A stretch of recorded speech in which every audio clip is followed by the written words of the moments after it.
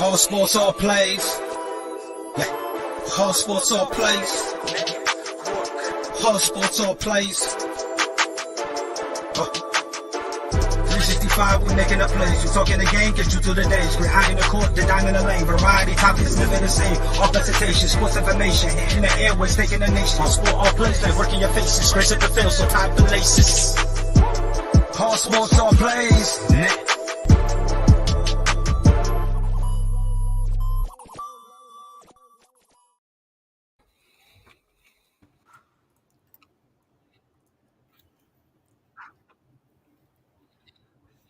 Okay, come on, man.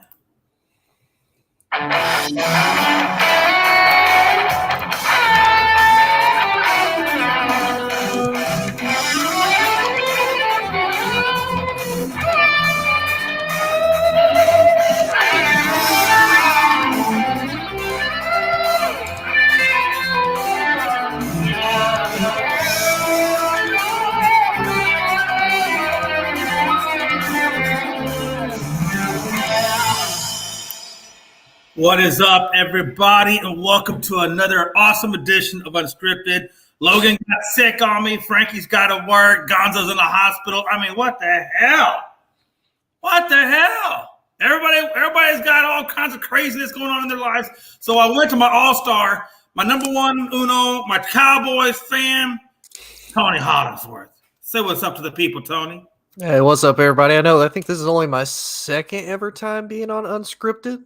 Yes. I was on once, and then I've helped run the slides for y'all before. But, hey, I'm excited to be here. It's been a hot minute.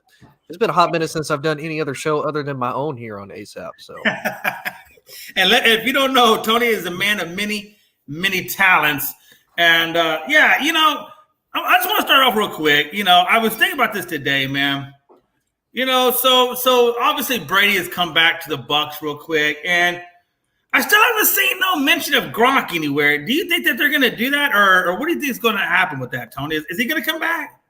I think he will. I know there was talks about if he was to play for another quarterback, he'd want to play with Joe Burrow. He'd want to play with Cincinnati, which kind of makes sense. They lost, CJ Uzama, but would Cincinnati want to kind of dish out the money for basically an older tight end? And Gronk's going to ask for some money because, even though he's older, he's still hurt.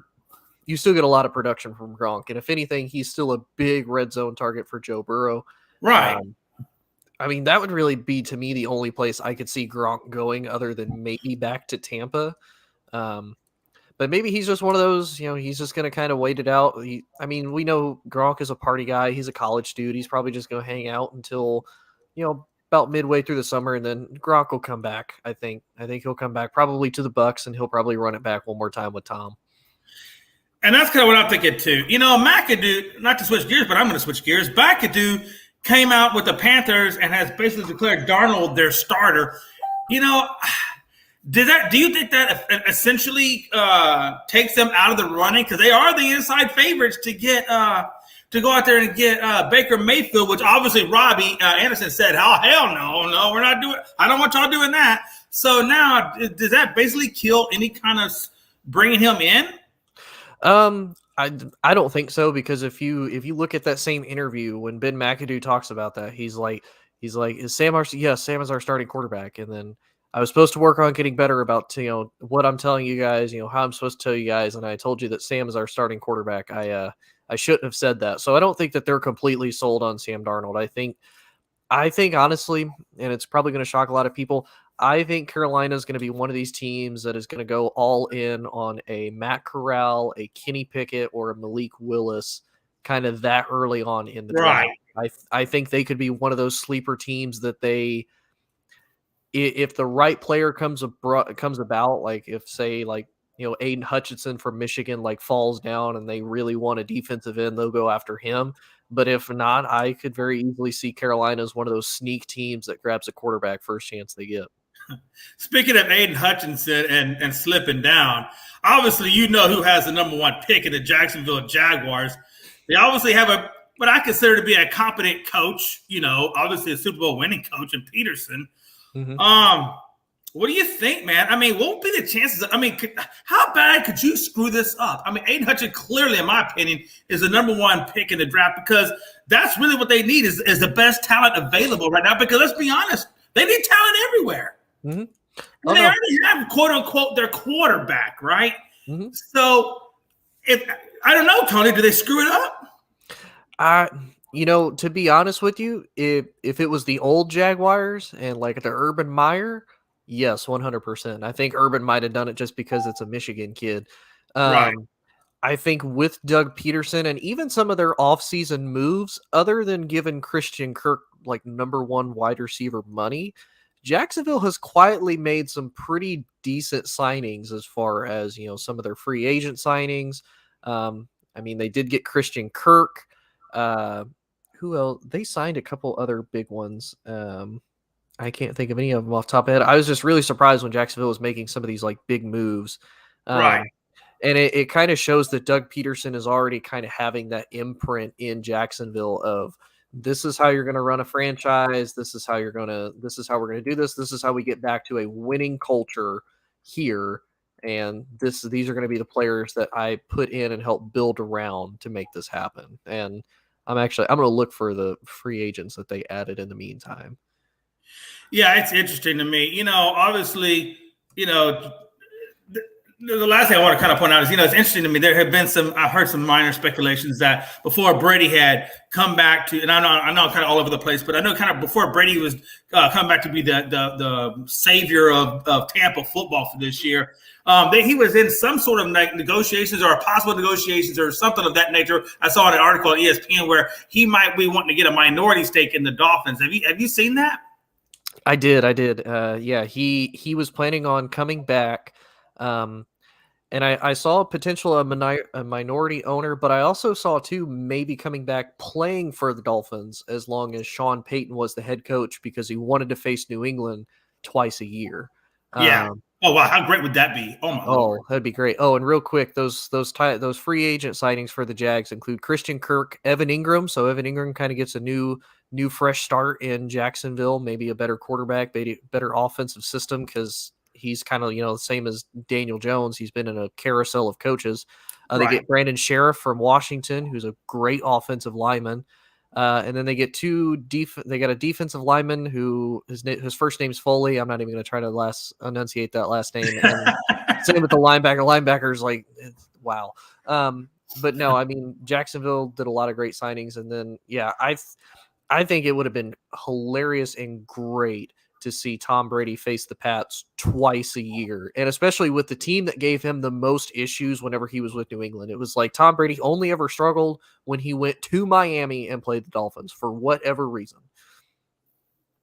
Yeah, man, it's interesting. And I listened to some of the recent things I had seen about it, and I thought it was just really interesting to me. But we'll go ahead and actually get into actual topics for tonight. And the first topic, obviously, clearly, is these NBA playoffs and what kind of has transpired already.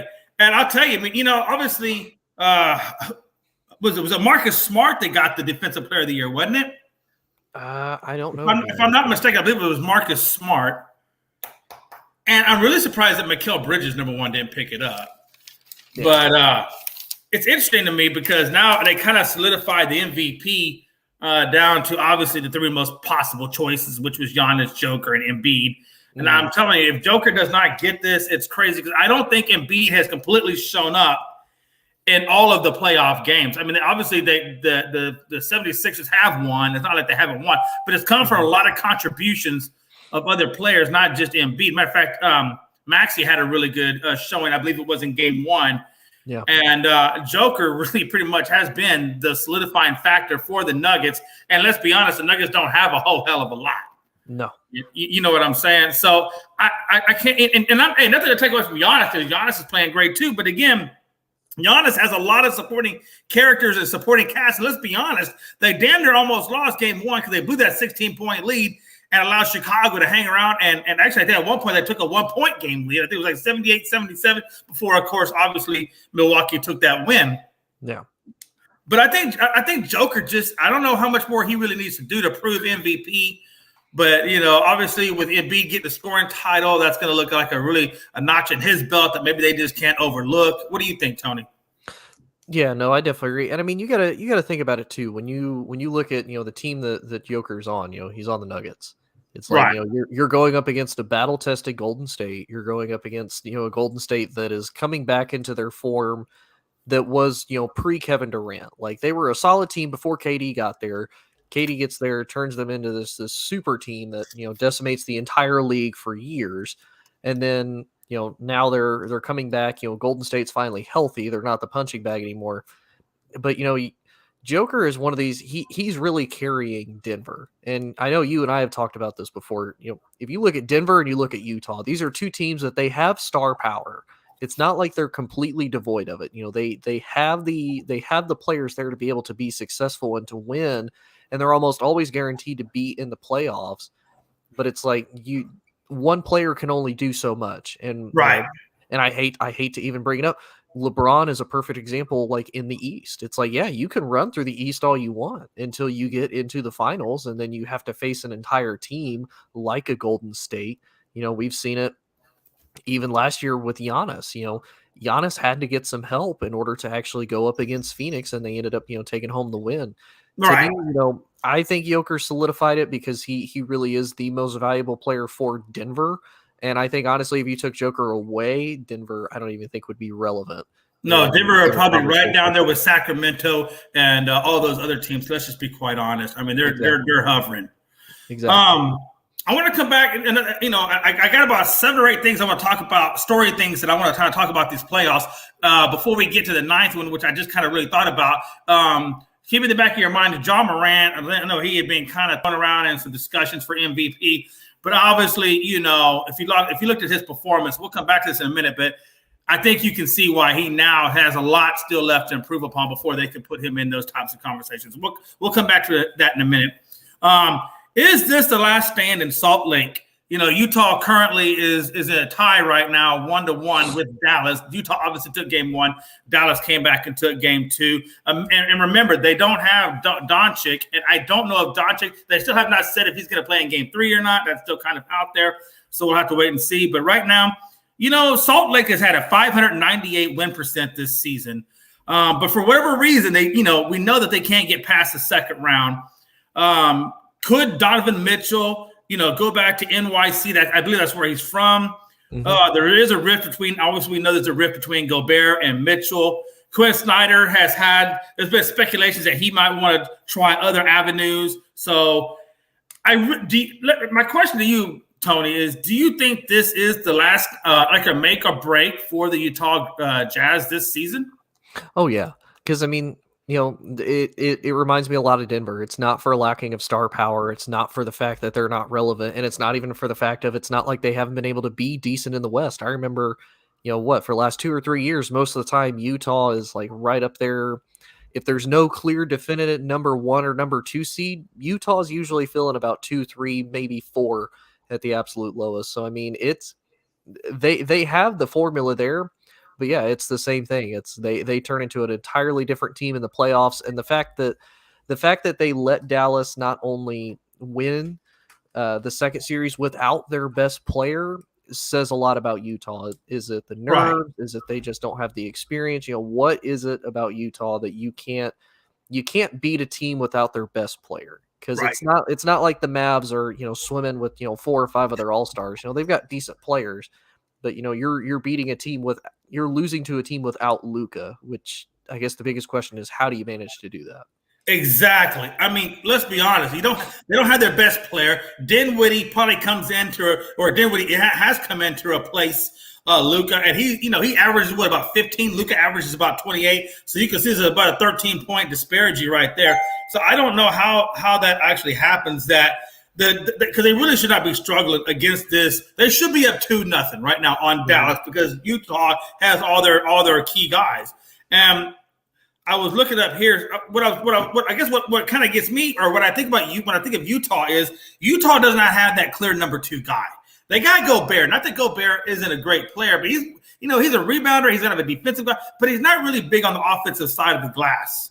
Mm-hmm. And that's kind of where I think that it really kind of all follows mostly on on Donovan's shoulders. Not that he doesn't have role players to help him, but he doesn't really have that solid like number 1-2 punch like a lot of other teams have, like an Embiid and Harden or Irving and Durant, so forth. Or what do you think? Oh no, I'd agree, and like I said, it kind of shows it. It honestly, it reminds me a little bit of like your Houston Rockets when it was just pretty much James Harden. It was like they're a great team, they're solid. They have the one guy that can make it happen, but as soon as you shut him down, as soon as you figure out how to stop him, everything just pretty much melts, and the team implodes. And unfortunately, better than I do. I watched a lot of them Rocket series. It's like Harden would get hurt, it was game over. Who was it? Eric Gordon at one point, was trying to help him. Westbrook was trying to help him. Chris Paul, when Chris Paul was there with the Rockets with him, that was a dangerous team with Harden and Chris Paul. And Chris Paul got hurt, and it was game over because all they had to do was shut down Harden. So I think it's real similar in that fashion. And Frankie brought up a good point. I'm excited for the Boston and Brooklyn game because it's mainly just the drama and the turmoil between Kyrie and Boston, and the fact that Kyrie is such a smack talker, man. He talks so much smack, and he lets the fans get to. I don't know if you saw it. He was like flipping off. Yeah. He's running back. He's like, and we're gonna get into that too. I get it, Kyrie, man. Hey, Kyrie says, "Well, you give me this energy, I'm gonna give it right back to you." And I get that. Okay, it's great, But at the same time, come on, Kyrie. You gotta get a little bit thicker skin, man. It's just fans. The fans are getting up. But then again, he also has, really stellar games. So I was gonna say if you allow it to get under your skin, and you don't perform well, then you need to. But the problem is that he's still performing well, even though he's letting the crowd kind of get onto him. It was just crazy to me. But that just shows you. I mean, Kyrie is good when he's on the court. And it's kind of surprising, especially considering Kyrie played there in Boston. The fans. Like, you want to talk about, look at the cities that have absolutely die-hard fans no matter what, whether it's win, lose, draw, whatever. Philadelphia, super devoted, super loyal to all of their teams. Boston, super loyal to absolutely every single team they have. Chicago, super loyal to every single team that they have. You can't go to Boston and let these fans, basically heckle you and, crap talk you and then, act like that. Like, you're coming into that with Boston, and that you don't exactly have the best history with Boston. So what do fans do? Because the minute you react and, oh man, I can't stand the Boston fans.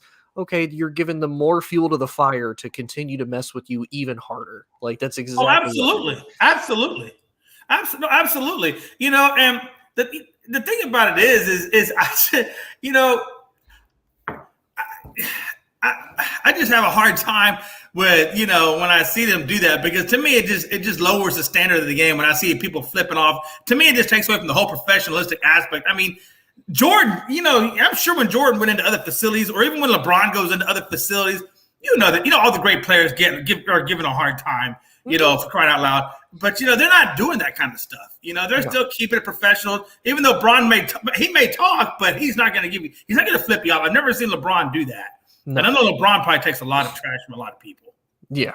Yeah. And it's kind of one of those, like, I get it. It's a game of passion. And yeah, sometimes people, you got that one person that says the wrong thing, or it's just a bad night and somebody says the wrong thing, but you can't be doing that, man. Especially to series that, you've got at least, well, at the moment, you got at least 3 more games with them for sure. Oh, absolutely. You're going to deal with them at least, 3 more times. Like, come on, man. And let's be honest, Kyrie, you are kind of going back into Boston where you left. So, you're going to have to there's going to be a certain amount of whatever. So, it's not like you didn't know that going in. Yeah, and especially you're going back to the team that, kind of really embraced you open-heartedly when you went there. And then you're just like, no, I can't stand Boston. Boston did a lot for you, Kyrie. Like, Boston was very supportive. They really did. And he really did them kind of dirty, honestly. Yeah. So, and that's my thing. It's like, come on, man, bro. I know, Kyrie, you got more class than that, man. Come on. Oh, yeah. So, the next thing I want to kind of talk about real quick is, will injuries put asterisks, on the series or even on the championship as a whole? For example, you got Steph Curry, who obviously is playing, thank goodness, and he is doing well. But, he did have that left foot sprain. And I always say, man, anytime you come off an injury like that and you're in there, you can always re-sprain it again. So I'm kind of curious to see, how well he plays throughout the rest of the playoffs coming off that strain. Then you have Luka, who has a calf strain. He's going to miss, obviously, probably game 3. They're already down 1-1. And then you got Simmons, who is supposed to be, I guess doing more one-on or more 5-on-5 drills. He's still kind of to be determined whether or not he even come back and plays. Not that I really think Simmons really matters because, let's be honest, he hasn't played with them all season. So I don't know how much more he's going to be able to give coming back in. If he does, probably would be part-time meniscus. I don't know after being out 2 years how his game conditioning is going to look. And then you got Robert Williams, which I think is the biggest probably outside of Luka. I think Robert Williams for the Celtics has to be probably one of the bigger losses right now because he was a Defensive Player of the Year candidate with that torn left meniscus, which – damn, man, meniscuses are a hard thing to deal with because you can't just reattach it. Once it's done, it's just kind of all you can do is cut it away or let it heal back as best it can. Yep. So I don't know if he's had enough time to really let that meniscus do its thing for him to be effective. And then, of course, you have no Murray and no Porter Jr. For the Nuggets. So, how is that? How is that? What do you think? These are obviously not as it's not like a Durant or somebody like a Chris Paul or Devin Booker or Giannis. These are a little bit less significant star players we're talking about. Like I said, probably Robert Williams for the Celtics and Luka for the Mavericks are probably the two biggest ones. But do you think that these injuries should take away from the overall prowess of the championship? No, because you got to think about it. What's the whole team mentality of next man up? That's one thing, we criticize a lot of teams for. And that's what I criticized a lot of Lakers fans for. It was like, oh, well, if we were healthy, big if you were healthy, it'd be an entirely different game. If Carson Wentz, didn't get hurt for the Philadelphia Eagles, would Carson Wentz actually have won them a Super Bowl, or would we be having a different conversation right now? So, to me, whenever a player gets hurt, whether they're a superstar player, whether they're not, if that next man is able to make that play and they're still able to win, then they've done the ultimate thing. You overcome that adversity to continue what you're doing. And if you can have that success as a team, then, I don't think it would take away from it. Now if it's one of those kind of like the bubble, like, okay, everybody has like 3 months off. Okay. Yeah. You can kind of have a little bit of an asterisk there. Like you got a 3-month break there of being able to start. But no, I don't think injury should take away from it. Cause like I said, that's something every team has to suffer through. We've watched, worse teams have a ton of injuries, still manage to win. And we've seen better teams have a crap ton of injuries and still figure out a way. So I don't think it should. And that's the thing, right? Like as a whole, over the whole championship, I don't think it should be an asterisk only because the fact, honestly, let's be honest, Phoenix, Milwaukee, Golden State, probably the Sixers, there's a few teams where there's enough teams on both sides of the fence that are better than the teams that have injuries anyway. And the teams that really have these injuries aren't the ones that we really have predicted for the finals anyway. These are lesser teams. Like I said, Dallas or the Celtics. Dallas, I don't think, even with a healthy Luka, I don't think Dallas makes it to the finals. And I will tell you this, I think the Celtics not having Williams does hurt them because the Celtics have a really damn good squad. I think they had Williams. They could possibly have a shot at the title. It just depends on how well they can match up with Milwaukee. I still think Milwaukee and Philly are probably just because of their size advantages and obviously with the scoring power of Harden coming into the play of Philly. I think those two teams are just going to be too difficult, even for a Miami or anybody to really have to deal with. So I just think it's going to be those two guys. I don't like I said, I don't think that there should be an asterisk just for that reason. Yeah. Miami Heat. Let me ask you this. So this is coming to this about. Do you think that they're not getting the respect that they deserve? They don't really, they really don't have a true tier number one megastar to put any kind of blame on. Like I said, Jimmy Butler's a good player, but I don't think he's a megastar or anything like that. You have half court. Half court, I think, is an issue for them. I think they're more of a faster paced team. So when they get in the half court, I think they kind of run into issues because I don't think they have the height really to deal with it. Mm-hmm. Another thing I'll put on there is do they have enough slot creation can they get enough shot creation or scoring to even get the win? I think shot creation is kind of a hard thing for them. They have the seventh worst clutch offense and the 4th-ranked defense. Like I said, size is always kind of an issue. I think defense kind of keeps in more games than not. What do you think about this Miami Heat team? I mean, do you think they're not getting the respect that they deserve? I will say this: they have Tyler Hero, who honestly, was in contention for 6th man of the year. Mm-hmm. What do you think, Tony? Yeah, I mean, it's one of those. It's really hard for me whenever I look at the East, because the East was such a carousel this year. Like, can you honestly look at any of the teams this year in the East and tell me that from like the beginning of the year they were like an overall overwhelming definitive favorite to like come out of the East? It's like you could make an argument for Milwaukee because I mean they're the previous champs. You still got Giannis Antetokounmpo. As long as he stayed healthy, Milwaukee's going to have a chance. Brooklyn, obviously at the beginning of the year they had the big three. Are they going to be healthy? What's Kyrie's status going to be with the whole vaccine thing and whatnot? So it was like Miami was kind of the 3rd or 4th seed, like afterthought. So I mean, right. And I mean, they've overcome a lot. I mean, they ended up finishing as the 1 seed, but I mean, kind of coming into it, we knew this overall too. Miami was going to be a defensive team. They're not really known for offense. And like you said, you've got Jimmy Butler, not a true number 1. You've got Bam Adebayo, not a true number 1. Like they have a bunch of number 2s that I would say collectively as a team work. And I mean, that's why they're able to win games. But I think that's also going to be what kind of shoots them in the foot. Like if they could have gone out and gotten a number 1, I think this would be a completely different Miami team. And I think this would be a Miami team that would be favored to basically run through think about if James Harden had managed to go to Miami, like how much different would that team be? Because the rest of the team can, overcome James Harden's inability to play defense. And then all he has to do is just go attack the rim. Like he can just purely be their offense and they can just go from there. Like that, to me, that would be a nightmare team to have to deal with. Yeah, absolutely. And that's my thing is I just feel like, number one, I just don't think they had the size.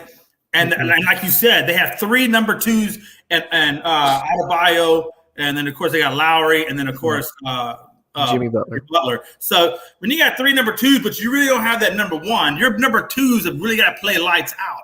And I just don't know. I don't think they have enough lights out in them to basically make it all the way and then, of course, win the finals. I just don't think they have that. Moving on to Memphis real quick. We talked about John Morant, and I was talking about, how he played kind of rough in game 1. And basically, Memphis is the number 2 team in the West. They obviously lost game 1 to Minnesota. Karl Anthony Towns, hey, man, listen, played lights out. So did Anthony Edwards. Obviously, what's his face? God, what's that? Who's number 22? This little small dude. The one that has a mouth. It's not coming to my mind right now, but it'll probably come in a minute. Yeah, not me either. They're just, Minnesota, honestly, just, talent-wise, they were a play-in team, and they're coming into the number 2 team and hand them a very convincingly first-round loss, and it blew my mind. And here's the deal. Can their fast-paced, 4th-ranked, in the fast-paced, they're 4th-ranked in fast-paced offense. They're first in fast breaks. But the problem is they have a hard time downshifting when they're playing basketball. In other words, their team is very much based on a high octane, but when the pace slows down and they have to go into a half court, I think that's where you see the weaknesses that fall in with Memphis. If they have to grind out in the half court, I think their lack of shooters is an issue for them. They're 7 of 27 behind the 3-point line at 25% in game 1. And I think that kind of exposed the weakness with Memphis is the fact that in a half court, they suck. But you get them on a high fly or a fast transition, man, they will blow you out the door 20 minutes from Sunday. But I think you kind of saw John Morant's weaknesses in his game and why he's not an MVP candidate, because he has great in the paint, but he sucks at the shooting away from the basket. And I think that's really what hurt him. What do you think? Oh, no, I definitely agree. And I think it's kind of the same. It's one of those as soon as you shut, Ja Morant down. And I think this is going to be Ja's real test, because I mean, we noticed the jump that he made, this year as far as just being outstanding. The Grizzlies as a whole, as a team, have been outstanding all year. they even continue to win without Ja there. Like, that's probably the most impressive part. A lot of these teams, once they lose that star player, everything falls apart and they go to crap.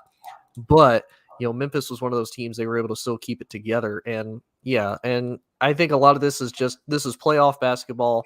Minnesota is also one of those teams. I didn't expect Minnesota to even be in the playoffs. Like, if you'd have asked me, okay, name your top 8 teams, Minnesota and New Orleans would not have been there. I was really surprised that. Oh, absolutely. I agree with you. New Orleans even made it. So yeah, to me, this is going to be kind of Ja's test. Like, get some playoff experience. This is the first time Memphis has been in the playoffs for a good hot minute. You're fairly healthy. You're coming into it. So I think it's going to be a little bit of a learning experience for him. And I think honestly, even if Memphis wins, I mean, more than likely you're going to have to face Golden State. And, with the firepower that Golden State has, all they have to do is really shut him down. And then, Klay Thompson is kind of coming back into form. Who's the kid, number 3 for Golden State? I can't think. Is that Jordan Poole? That's Jordan Poole. Jordan Poole his whole career has just come back. Like, he has been on fire for Golden State.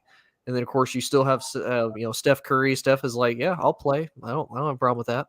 And then, of course, you always have to worry about Draymond too. So, I mean, it's not bad if I'm Ja. Again, get the experience. Try to get the win out of this. But just remember who you got to face afterwards. You're going to face Golden State, and it's not going to be pretty when you do.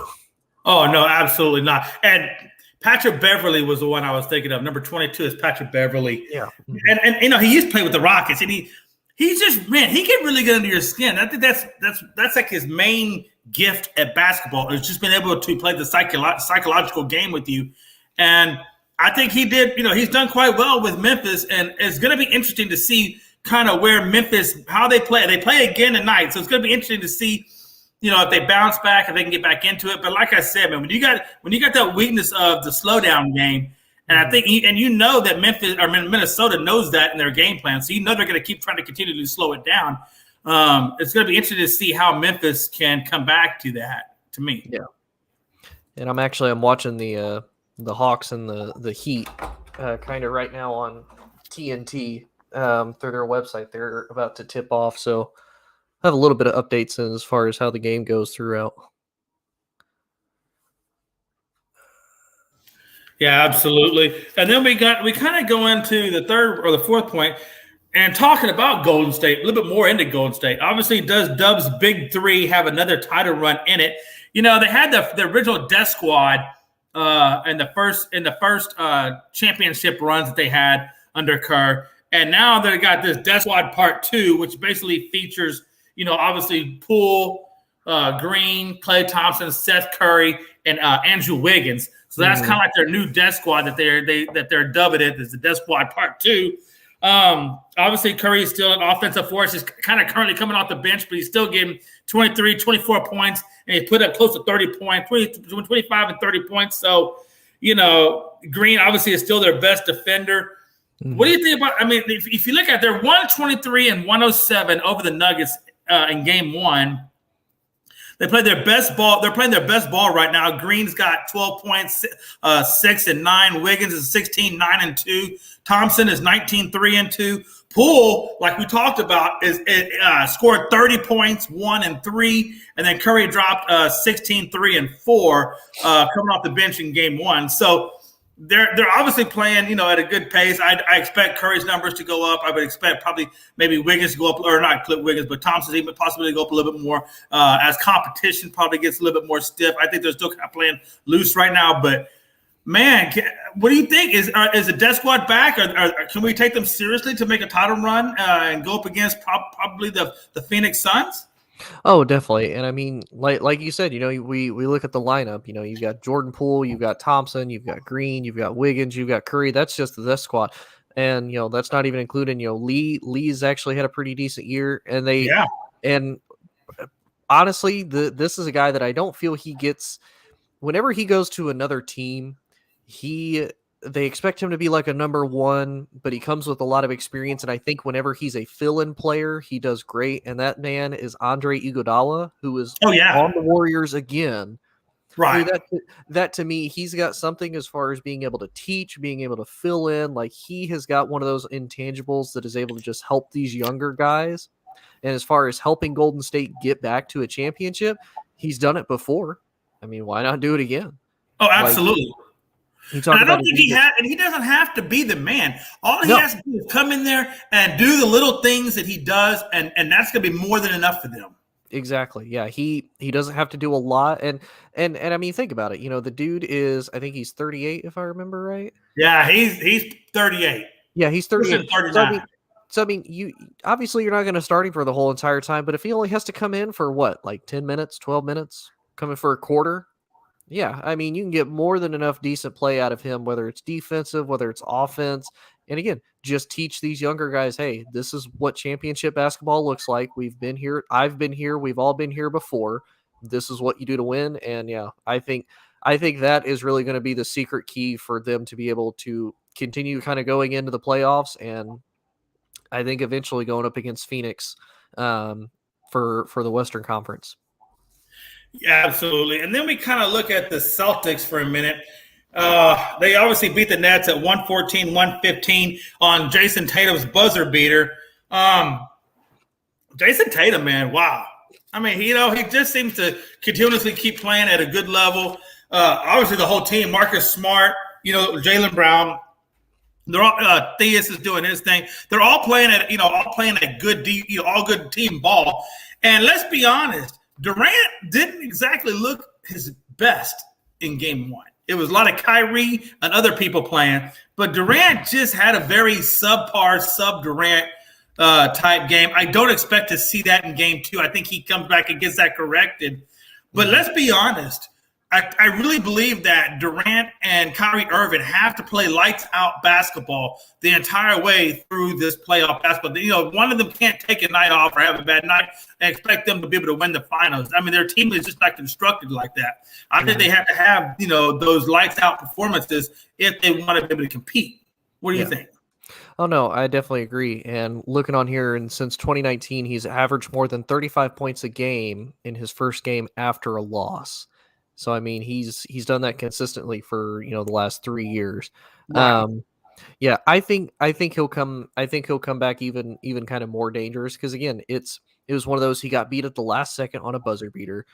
He's going to come out hot just for that. Kyrie's going to come out hot. Kind of more fuel to the fire as far as dealing with the fans there in Boston. And even Kyrie, he's fasting because of Ramadan at the moment. And he's even like playing lights out. So yeah, I think he comes back. I think he will completely light up the scoreboard. I think it'll be a bit of a different game. What'll be really interesting is I would say probably about game 4 when both teams, I'm not going to say kind of settle down, but kind of figure each other out as far as, okay, this is what they're going to do. This is what they're not going to do. This is what they've adjusted to. Now Kevin, now KD and Kyrie are going to have a little bit of a rhythm going on. How do they counter that? And even vice versa, Jason Tatum for the Celtics, what is he going to do? Are they going to be able to kind of box him and shut him down? And how do they overcome that? So I think KD has a lights out game. I think they tie it up. I think the Boston and Brooklyn series is going to be one that I could easily see it going a 7-game series. Oh, absolutely. Absolutely. We'll turn our attention real quick to Phoenix and the Pelicans. And I don't even think the Pelicans showed up. Right. I mean, Crowder got you a point. Bridges, he got you 11, which not a bad shooting night, 4 of 9. Aiden I'm reading the Suns. Ingram got you 18. Jones got you 5. Valanciunas got you 18. Hayes got you 4. And really kind of the guy that I thought let them down tonight was CJ McCollum. He went 9 of 25, 3 of 8 at the 3-point for a decent 25 points. But man, what a terrible him and Valanciunas also. Valanciunas went 7 of 21, and you can't do that against these Phoenix Suns. Now, I will say this: Valanciunas had 25 rebounds, which is phenomenal. But the lack of production in points, or the lack of production in shooting. From him and CJ McCollum, which was at 37.9% for the team. I mean, let's just be honest, you're not going to win doing that. And then I look at the Suns, And of course, like I said, Bridges had 11, Ayton had 21. But and this is another thing too. I think Chris Paul is severely underrated when it comes to looking at the MVP because even though he does have Booker and he does have other players on his team, he still continuously puts on solid numbers. I mean, he went for 30 points and 10 rebounds 10 assists and 7 rebounds, three rebounds from a triple-double. And then you got Booker who had 25 points. And of course, their shooting was at 53. So anytime you got 53 versus 37, I mean, you can clearly see what the disparaging part was for New Orleans. It was just their lack of completing their shots. But man, and of course, then he had McGee, who really had a really good defensive game. He got a couple of blocks on 7 rebounds, 7 points, but he had a solid, for I thought was a solid reserve game. And of course, then he had Cam Johnson, who chipped in 13. But I really believe the key to this loss was the Pelicans' lack of shooting. And obviously, I still think that Chris Paul, for his age and what he means to this team, I just think it really gets overlooked when we talk about some of the other awards in the league. What do you think, Tony? Oh, yeah. And you know what I think a lot of it is because last year when Phoenix took the world by storm, Chris Paul was the MVP because we noticed that whenever Chris Paul was on the Suns, they were a completely different team. Now, because Chris Paul got hurt, the Suns have learned, okay, this is how we win a game. This is how we still stay competitive without Chris Paul. He kind of was that final little piece that got everything to click like a well-oiled machine. And now Chris Paul's out. Yeah, Phoenix Suns will still win. Like they don't have any issues. They don't miss a beat. They don't skip anything. Don't get me wrong. Are they going to be like, okay, Chris, we don't need you anymore? No, they will always welcome Chris Paul back for that. But I think that's really the big thing is Phoenix showed that, hey, we can still win without him and we won't have an issue. We'll still be successful. We'll be more dangerous. We'll be more successful if we do have Chris. But if they don't, Phoenix will still be fine. So I think that's why he doesn't really get the respect he deserves. And I think a lot of it too, unfortunately for Chris, is because he doesn't have a ring yet. He's been all a part of these great teams. And he's been so close. And it's like he keeps getting beat out or he keeps coming up short, just honestly due to better teams. Look at when he was with Houston, you got beat out by KD and the Golden State Warriors at some of their best. You look at last year, you got beat out by one of the best players in the NBA and a solid Milwaukee Bucks squad. It was kind of due. I feel like this year is Phoenix and Chris Paul's best chance to finally get him a ring. He had a really solid chance there in Houston. Mm-hmm. They pushed the Golden State Warriors to 7 games. And unfortunately, in Game 7, Chris Paul didn't even play due to injury. I really believe had Chris Paul played in Game 7, that we possibly could have seen the Houston Rockets go to the finals. I really believe that. Mm-hmm. It just so happens that he got hurt. And, of course, that never came to fruition. But that team was really, really special. And they had something really going on that year. But you're right, man. Chris Paul, he just kind of – that ring is just kind of has just been elusive to him. But I do think that this year, I think barring Andrews, I'd like to stay healthy. I think he has a really good shot at it this year. And I would be kind of almost heartbroken if he doesn't get it this year. I'm really pulling for him to get it.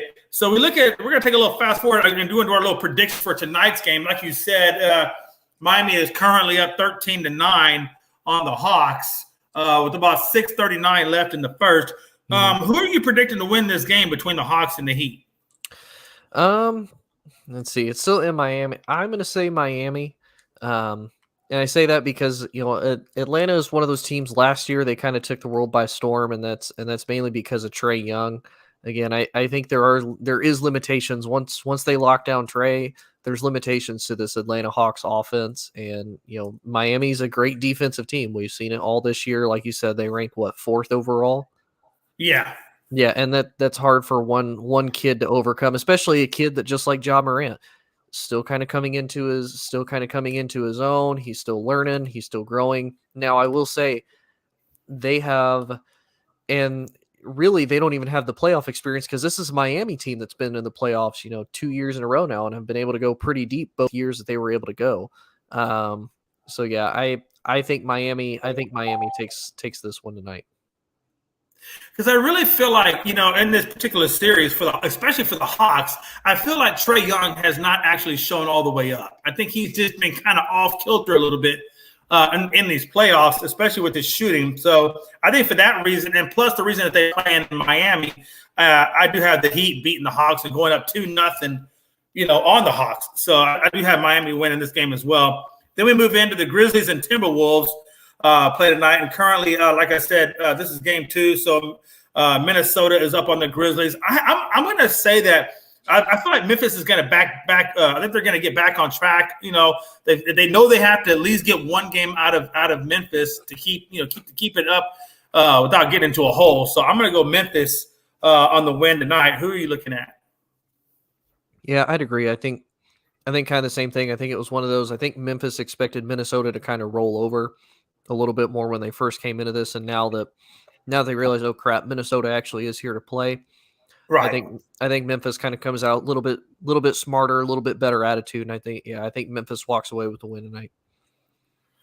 And then, of course, we have our last game of the evening, which will be the Pelicans and the Suns at the 10 o'clock game. And as you know, the Suns beat them 110-99. And unless the Pelicans can miraculously improve that shooting, from 37% at least up to high 40s or low 50s, then I have the Suns just taking an easy 2-0 win on this and cruising on. They're almost on cruise control at this point. How do you feel about it, Tony? Oh yeah, I agree. New Orleans doesn't really have a chance. This isn't really fair to watch a murder on national live television of what the Phoenix Suns are going to do to the New Orleans Pelicans. That's not really right nor fair. But no, I agree. I think Phoenix easily walks away with the win tonight. All right, we're running about 46 minutes, so we're gonna go rapid fire. Just give me your winner. Celtics, Nets. I'm still staying with the Celtics just because I feel like no. You know what, Tony? Yeah, I'm staying with my gut feeling. I got Celtics over the Nets. I'm taking a 2-0 lead. How do you feel about it? I'm going to go opposite. I'm going to say Brooklyn. I think KD and Kyrie kind of come out hot. I think they at least even the series, make it a little bit more interesting, and they make it interesting for Boston nonetheless. So I'm going to go Brooklyn. Okay. And then we got the Sixers versus the Raptors. Obviously they're still at home. They know they have to take this win because they got to play without Thibault when they go to Toronto. So I'm taking the Sixers. Who do you got? Yeah, I agree. I think Philly's they're going to come into their own. They're going to kind of get a roll. They're going to get their momentum going. And I mean, it's Toronto. Again, kind of a team I didn't really expect to be in that position for the East. They kind of ended up becoming hot a little bit later on. But they don't really have that it player like Philly does, so I'm going to go with Philly for the win. And then we come to our last game in this round, and that's the Bucks versus Bulls. And I just think because the Bulls don't have enough to compete with Giannis or even Brook Lopez in the paint, that I think the Bucks take it up 2-0. Yeah, I'd agree, especially with Chicago having to travel to Milwaukee. Yeah, right. I think Milwaukee gets the win, but I think Chicago gets at least 2 wins in the series. Yeah, I think when they go to Chicago, they'll I think they get some wins there. But I just think Milwaukee is just too tough for them, honestly, especially in the paint.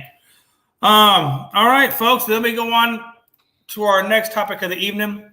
The USFL is back, and my boys that came through in the clutch for me, Tony. I'm gonna start with the New Jersey versus Birmingham. It was a pretty good defensive game, although it was Birmingham who got the win, 28-24. And then, of course, you had Houston and Michigan. Houston's my team, and they took out Michigan 17-12, and that featured Kevin Sumlin as a head coach versus Jeff Fisher as a head coach. And, of course, he's a Titans guy, and they took them out 17-12. Houston had a really good defensive effort, 3 sacks, 1 pick, and one fumble recovery for touchdown. And then they had Philadelphia versus New Orleans. New Orleans got them 23-17 over Philly. And then Tampa kicked the crap out of Pittsburgh 17-3. What was your biggest takeaway from the USFL and these first 3 games, Tony? Did you like it? Oh, I definitely liked it. And I liked it honestly mainly because with the exception of the Bandits versus the Maulers, all these games were competitive. Like none of these games were just like blowouts. All these games stay competitive right to the very end. And I mean, it's football, that's not in basically the fall and the winter. Like, this is something I think could honestly be very, be very successful especially once they kind of get the following. We kind of see what a full season will look like, kind of see how Right. they go. I think it'll also be really successful to see maybe how some of these players in the NFL, maybe they come over to the USFL in the springtime, like, hey, let me train a little bit, let me get under somebody else's system, let me get a chance to star here, and then I can come back. But no, I mean, I'm excited for it. Like I said, all the games for the most part were extremely entertaining, with the exception of Tampa versus Pittsburgh. Yeah, but, Tampa and Pitt was kind of a boring game, at least on the Pitt side. Yeah, but other than that, no, I mean, I loved it. I'm excited. I kind of hope the XFL kind of does the same thing. And like I said, if they could ever like line up and be conjoined and work together, and even like double the league, double the games, like you guys start like a week, 2 weeks after the Super Bowl, and then go pretty much all the way up to like preseason, that'd be fantastic. Yeah, I'm down for that too. And the overall product I thought was pretty good. I thought it was a pretty good product that they put on the field. And so I'm kind of curious to see where they go from here. Yeah. All right, folks, moving right along. Oklahoma's historic streak has been snapped. Man, Tony, I don't know if you – I haven't always followed – I've not always followed women's softball all that closely. Mm-hmm. But, I kind of found out something. So the longest streak is 47 games by Arizona. That's the 47-game win streak by Arizona. And that went from April 5th of 96 all the way up to the 23rd of March, 97. And they took the championship in both of those seasons. And for both seasons, their combined record was 119-16. 119 and 16 losses in 2 seasons. So that's a hell of a streak for Arizona. And then, of course, then in 2019, you had Oklahoma, who put up their 41-win season. And then this year, they were at 38 wins. And then, of course, they lost to Texas 2-4. In that series or in that game. So that was their one loss. And I really kind of thought they might break that. The way the team was looking, I really kind of thought they might have a shot at that 47-game win streak. But obviously they fell 38-1 was their record. So I'll tell you, man, it's impressive to get that many wins, Tony. I don't care what sport you're playing in. To get that many consecutive wins is pretty amazing to me. Oh, yeah. I mean, you look at, like you said, any sport, to just continue to win. It does. It gets harder. That's why we've only ever seen really one actual undefeated season ever in football. Right. As far as going all the way to win the chip. Obviously we saw New England actually win the regular season, but then end up losing in the chip. So yeah, I mean, it's demoralizing, but at the same time, I mean, you got to think for a lot of these kids, like, that's an accomplishment. Like you did something that, like you said, hasn't been done since 1996 to 1997. Right. Yeah. Right. So I mean, that's years of we are the best team. Nobody has yet to ever beat us. So I mean, that says a lot for that. And I mean, it does suck, but I still think these kids should be proud of what they did. And now it does suck that they lost to Texas of all teams, because I mean, you want to talk about a team like if you're gonna lose, at least lose to somebody that's not your conference rival. At least lose to somebody that's not your most probably hated other franchise that you have to deal with every year. Yeah, and hey, listen, I'm from Texas, so I enjoy to see the Texas snap that win streak. But at the same time, still, man, I want to send my hat out to Oklahoma, man. Hell of a good season. Kind of turn into another subject. We got Japan's Sasaki extends his perfect game streak to 17 innings. I'm telling you, Tony, this guy, oh my God, he's got to make his way to MLB within the next year or two. He's only 20 years old, for crying out loud. He's 20, and he's thrown 17 perfect innings. Perfect innings.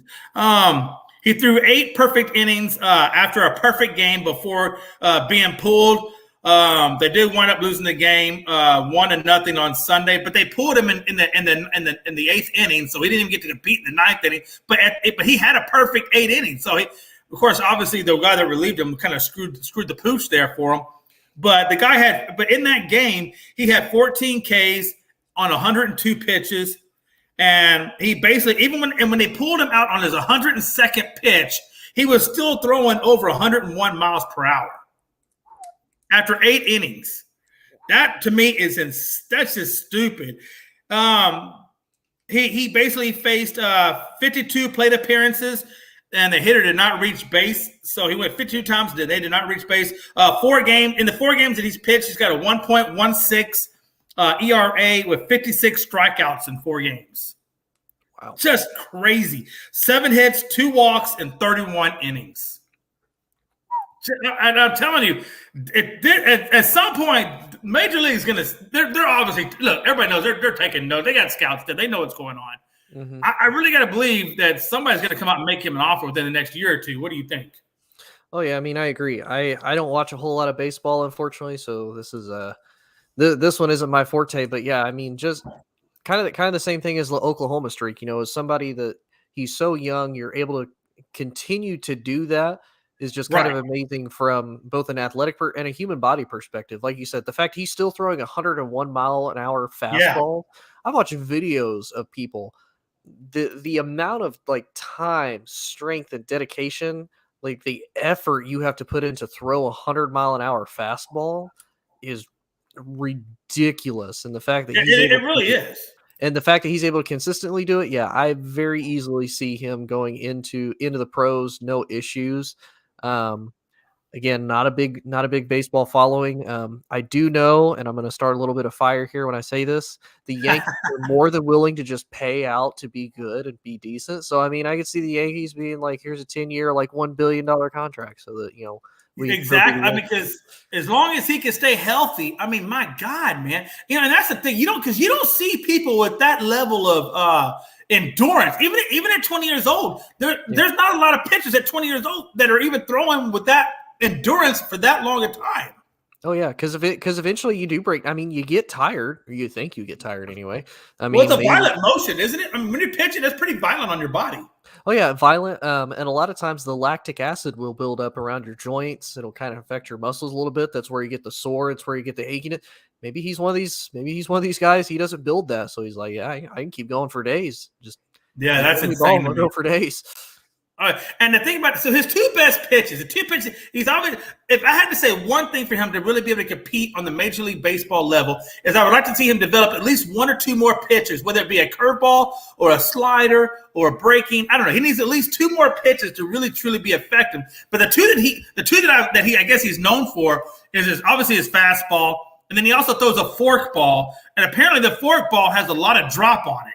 And I think that's what really screws up a lot of people is he goes from that fastball to that fork, and they're expecting that fork ball to stay up, and of course it just drops on them at the last moment.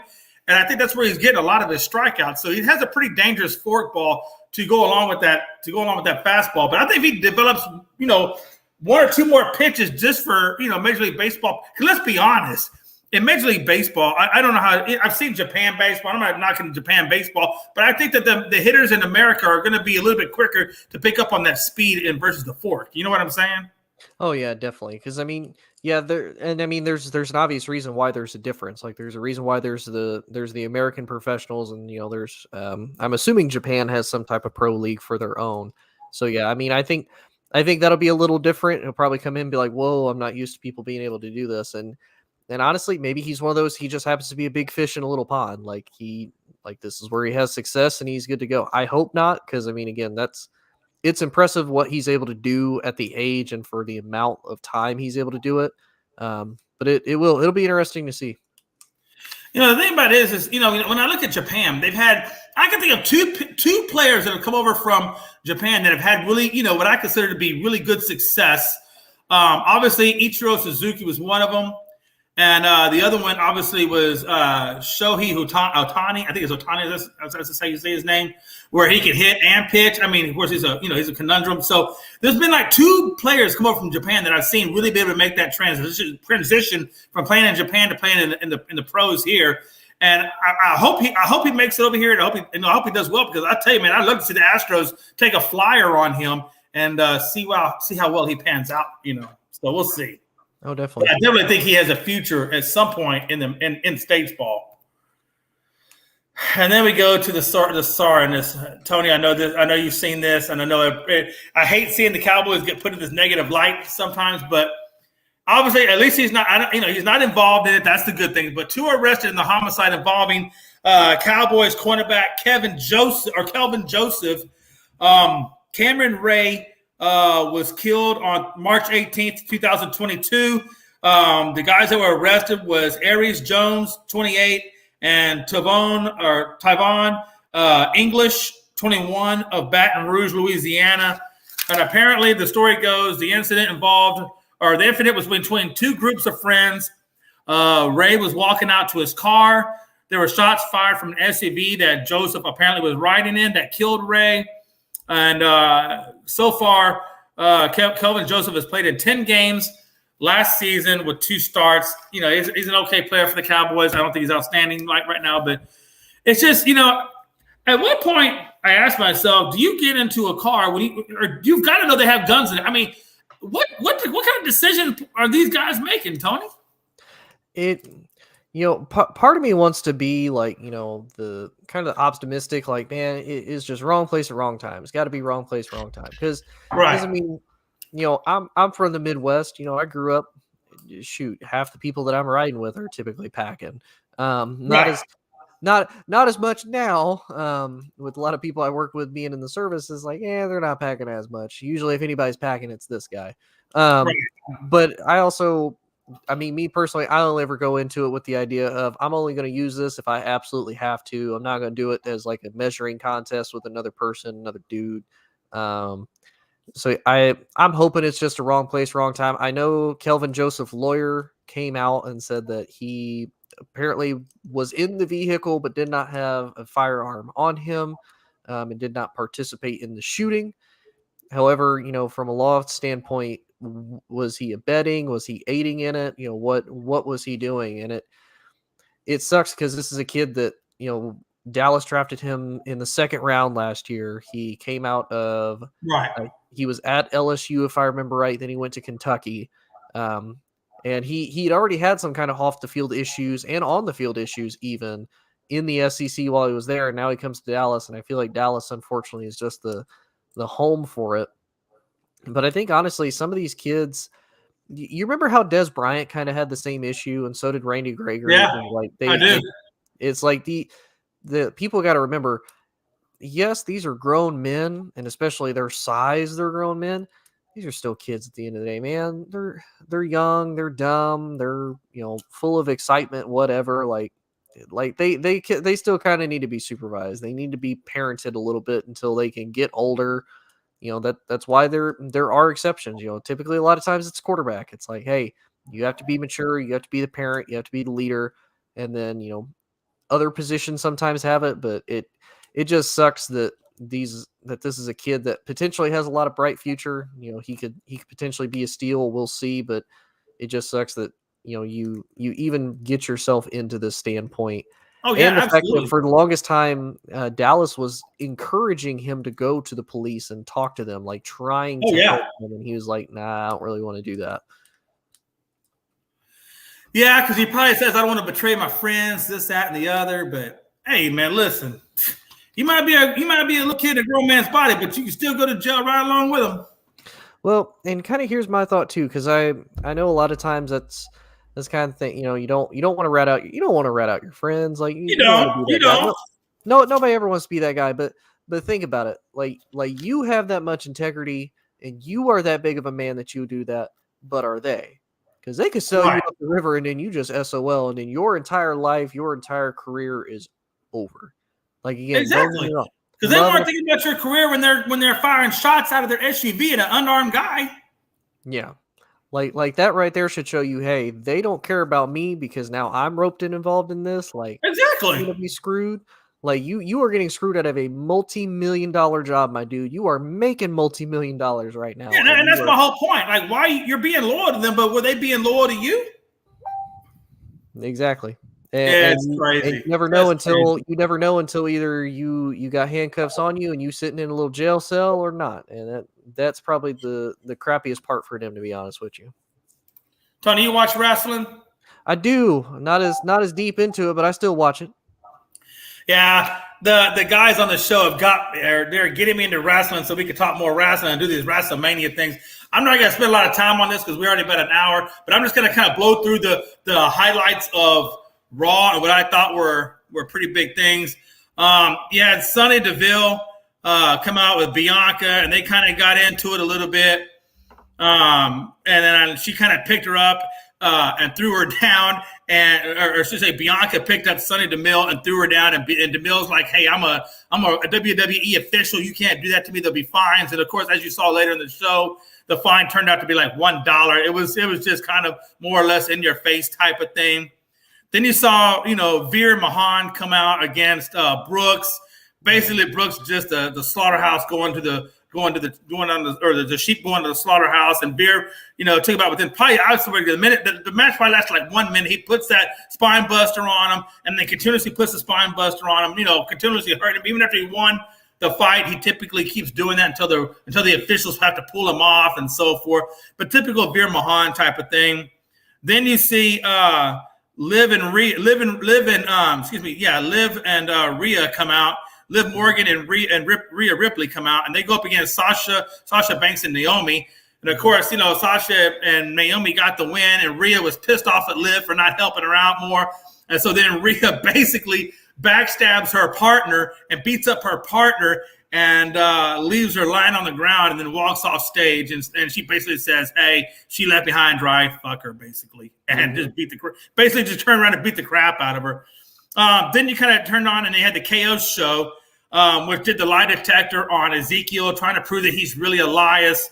And come to find out, Ezekiel passed his lie detector test, and he has to fight Chad Gable of the Alpha Academy. And basically, it turned out that Chad Gable put up a halfway decent fight against Ezekiel, but Ezekiel kind of got him in the end, and Chad Gable kind of ran away from him and basically got a count out, and they kind of like left the building. Kind of not really too much excitement there. Then you had the United States Championship had Finn Balor versus Theory, and of course Theory gets the win over Finn Balor. So now Theory is the United States champ, and him and Vince McMahon are all happy and everything, and they're further in their little bromance that they have going on. And then you had Dave Brooks gets the 24 or Dana Brooks. They had the little commitment ceremony there between Dana Brooks and I forget and Reggie, and then some other couple. I can't remember their names. Yeah. And long story short, basically it was at the end of the ceremony, they were all fighting for the 24/7 belt. And ultimately, Dana Brooks, the bride of Reggie, walks away with the 24/7 commitment belt. And then the whole match ended on Cody Rhodes going up against KO, which was a Seth Rollins pick. Seth Rollins picked KO to be the opponent for Cody because Seth Rollins felt like the whole mystery thing at WrestleMania and having Cody Rhodes come out and be a surprise, while he wanted Cody Rhodes to feel that same level of frustration, not knowing who your opponent is, because Seth Rollins got his butt beat by Cody Rhodes as he was pissed off. So he said, well, you do this, and we'll see how well you do. Well, Cody Rhodes actually wound up getting the win and made Seth Rollins look like a bigger idiot. And, that's pretty much how WrestleMania – or that's how pretty much how Monday Night Raw went. Had a couple of bright spots, but ultimately kind of just a lot of fluff in there. I thought the biggest thing was the KO show and the Cody versus the main event, Cody versus KO. He went up against KO at the end. So I kind of thought those were the two biggest highlights, but ultimately, Tony, man, I wasn't really all that impressed with it, brother. Yeah, it's kind of weird because it seems like they're trying to do kind of the feud between Cody and The Miz because they had that before he left to go to AEW and then he come back. So it's like, okay, he kind of has a feud with that. Oh, yeah, but he still kind of has this feud with Seth Rollins that they decided to make all of a sudden, which I think that's the big thing. Like they kind of just injected him with Seth Rollins, which I like the overall matchup. I think it's interesting, but there's no story behind it. Like there's no background, there's no reason. Yeah, I felt like the story for this Monday Night Raw was really kind of lacking. The storyline just could have been better, honestly. Yeah. And kind of the same with the whole like the KO versus Ezekiel thing, like that's entertaining, like that's funny. And then it's like, okay, well now we're randomly going to insert him with Cody Rhodes. It's like, why? What does KO have to do? I know like they kind of have this weird like alliance thing with him and Seth Rollins. I get it. It's like that doesn't fit the story. Like if Seth Rollins was like, oh hey, actually I'm going to pick your opponent. It's both of us. You're in a handicap match. Okay, that makes a little bit of this. That makes a little bit of the sense, but it's like, yeah, that's not. To me, it didn't really make sense. Rhea Ripley. Hey, we appreciate that, man. We do. We really do appreciate that, man. But as far as like Rhea Ripley, I thought the Rhea Ripley thing could be interesting. She's going to turn heel. I think that really helps because there's not a whole lot of, there's not a lot of great heels in the women's division right now. Like they need kind of that strong heel. And I think Rhea Ripley could really kind of do that. I'm also kind of upset the whole angle they went with. The Street Profits beat, RK Bro for the titles. And it's like, yeah, I was like, what? Right. And it's like, I don't feel like the Street Profits are that team that they would really want to carry those into facing the Usos, because eventually they're going to try to unify the championships again. It's like, yeah, that kind of just defeats the point of doing that. Like, why wouldn't you keep it on like, Matt Riddle, especially Randy Orton? Because to me, Randy Orton promos, like he is solid when it comes to actually giving it, on the mic, in-ring promo. So it's like, yeah, that one, that didn't make sense. So I agree, is a lot of fluff. I think it's one of those now that WrestleMania has ended. I don't think they've done the draft at all. So it's like, okay, what do they do for storylines in between? Theory kind of makes sense because obviously he's going to be more like the Vince McMahon pet. So he's going to probably have like an authority role almost. But yeah, if I had to rate Raw on like a scale, 1 to 10, 10 being amazing, I'd give it like a 5 or a 6 maybe. Is just okay. A lot of the storylines didn't really make sense, to be honest with you. Yeah, that's kind of where I put Raw as well, but between a 5 and a 6. Well, all right, ladies and gentlemen, we managed to pull it off in an hour and 11 minutes. Not too bad, not too shabby. Little final breakdown before we get out of here. I think the score was 30-30. No, 33-33, excuse me. With 8:46 left in the second, the score is tied up right now at 33 apiece, Tony. It's looking kind of crazy out there. Hey, it is. It's going to be good, man. I will say that's probably one of the few times I like watching the NBA the most is playoff time, because you always get some of the best games, the best competition in playoffs. So I always enjoy most of the playoff games. Absolutely. Absolutely. All right, folks. Well, that is our show. Again, thank you very much, Tony, for coming in and filling in, man. Always a pleasure having you on, brother. Always a pleasure. Thank you for having me again. Thank you all to everybody that joined, everybody in the comments. Please, if you're watching us on Facebook, YouTube, Twitch, Tiki Live, Roku, any of that, please like, share, and subscribe to us. ASAP always has great content every day of the week. We got multiple different shows. We got NASCAR shows. We cover basketball. We cover football, baseball, soccer. I think we're going to work on soccer. We cover MMA, UFC, cover all of it. So again, big shout out to everybody that watched. We greatly appreciate it. Thank you to Stony Shire. Not even big into sports, but willing to share. Definitely appreciate that. And again, thank you all for watching. And again, thank you, sir, for letting me be on with you. It's always a blast, even though I don't know crap about baseball, but I try to let my way through it as best as I can. No, we did good tonight, man. We did good tonight, man. Honestly, we did good tonight. Let me see if I missed any comments before we get out of here. I think, I did miss one. Everybody see what we got here. Let's see what he said. Yeah. Thank you, guys. All right, Stony Shire, man. We love you, man. We appreciate you for chiming in. Hey, don't be afraid to stop in and give us some more comments, man. Always good having you on. All right, folks, that is it, man. This show is toasted. We're going to go watch some basketball, have a few drinks, a few laughs, and until next time, this is Unscripted, man. Y'all be good, and we will see you Thursday at 7 p.m. Eastern Standard Time. All sports, all plays. All sports, all plays. All sports, all plays. 365, we making a plays. You talking the game, get you to the days. We're high in the court, then I'm in the lane. Variety topics, living the same. All presentation, sports information. In the airways, taking the nation. All sport, all plays, like working your faces. Grace up the field, so tie the laces.